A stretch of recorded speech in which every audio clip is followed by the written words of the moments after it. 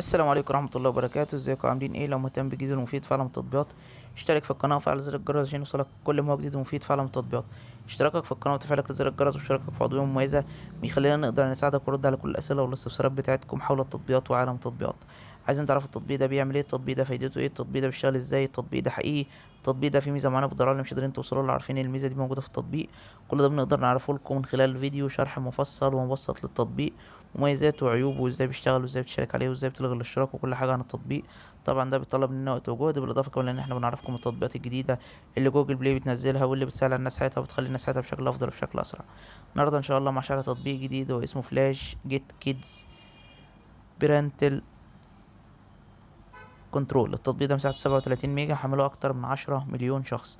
التطبيق ده تطبيق خاص بمراقبه الاباء لاولادهم الصغيرين، بالنسبه للاولاد اللي هم بتكونوا معاهم موبايلات وبيخشوا على النت.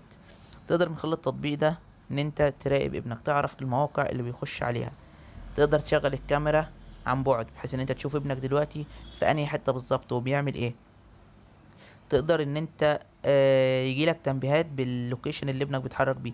تقدر ان انت تقفل الموبايل في وقت معين، ان انت ما تخليش ابنك يقدر يستخدم الموبايل، بحيث ان هو ما يقدرش يفتح اي موقع على النت، ما يقدرش يعمل مكالمة، ما يقدرش يعمل اي حاجة. يعني التليفون بالنسبة له يكون حتة بلاستيك، يا دوبك مثلا لو حد بس اتصل بيه ممكن يرد عليه، اكتر من كده ما يقدرش ان هو يعمل اي حاجة. لا يدخل على النت، لا يفتح فيس، لا يفتح واتس، لا يفتح اي حاجة على التطبيق، حتى لو تطبيق متوصل له انترنت. بتقدر ان انت تعرف حالة البطارية بتاعت موبايل ابنك، بحيث ان لو الموبايل قرب يفصل بيجيلك تنبيه ان الموبايل قرب يفصل، ولو الموبايل فصل بيجيلك برضو تنبيه ان الموبايل فصل.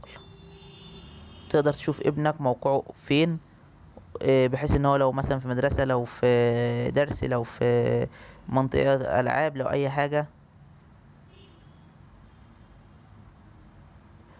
كل الحاجات دي بتقدر تعرفها من خلال التطبيق من وانت في مكانك، بس لازم يكون التطبيق متوصل بانترنت والموبايل بتاعك متوصل بانترنت.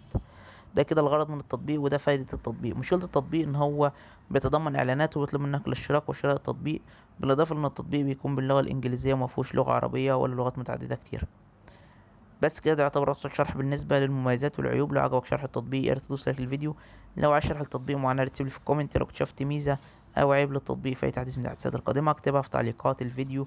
بمناسبة لو اكتشفت ميزة او عيب اكتبها في تعليقات الفيديو، فده دايما تنوه بالنوع عليه في اخر كل فيديو، علشان لو اي حد شاهد الفيديو حمل التطبيق ولقى في حاجة مختلفة يكتبها في التعليقات. واحنا دايما بنثبت التعليقات بتاعت الناس سواء الايجابية او السلبية. الكلام ده بنقوله ليه؟ بنقوله عشان بعض الناس اللي تخش تشوف الفيديوهات الموجودة على القناة، وبالذات اللي بقالها فترة طويلة تقول لك انتوا ليه شايلين كل الحاجات الايجابية وليه مش شايلين كل الحاجات السلبية. ده ببساطة لأن وقت شرح التطبيق ونزول الفيديو ما كانتش الحاجات دي موجودة. أما لو نشأت الفيديو بعد نزوله بيوم، بيومين، بأسبوع، بشهر، تلاقي كل الحاجات اللي أنا قايل عن التطبيق هي اللي موجودة في التطبيق بالظبط. وشكرا، سلام عليكم.